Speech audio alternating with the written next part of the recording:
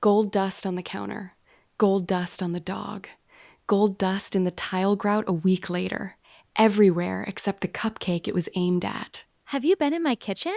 Because that's my kitchen the morning after a birthday. Welcome to the Monet Gask Table. This is an Ask the Table episode, and the listener question came in word for word like this.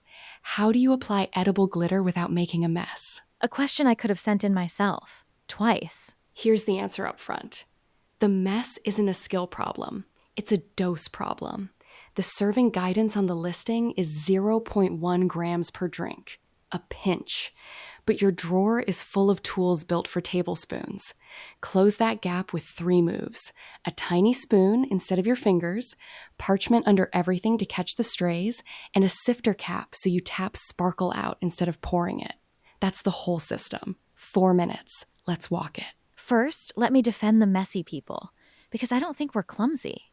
I think the jar is the problem. A little open jar is basically a shovel. You tip it over a cake, gravity takes the wheel, and now the unicorn has one solid gold ear. I've seen that unicorn. Everyone's seen that unicorn. So don't tell me it's my technique when the packaging hands me a shovel and says, be careful. That's fair. And the whole category backs you up. There's an analysis of about 2,400 reviews in this category, and buyers keep asking for the same 2 fixes by name, shaker-style lids and a little spoon included with the jar.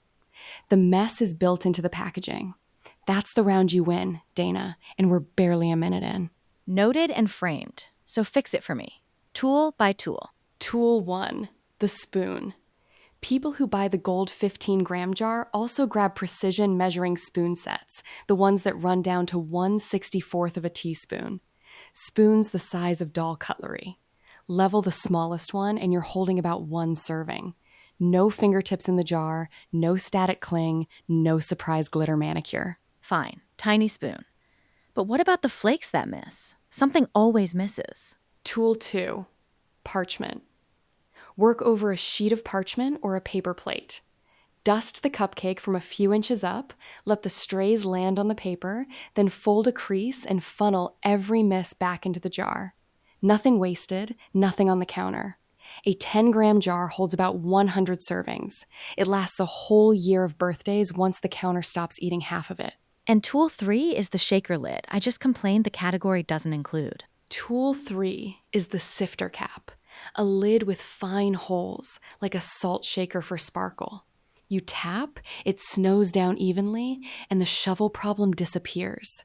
2 taps over buttercream, then stop and look. Sparkle lands where you aim it, not across a 3-foot radius. What about drinks? Same rules. Even easier. 1 pinch on the surface, right before the glass goes out, not 20 minutes early in the kitchen.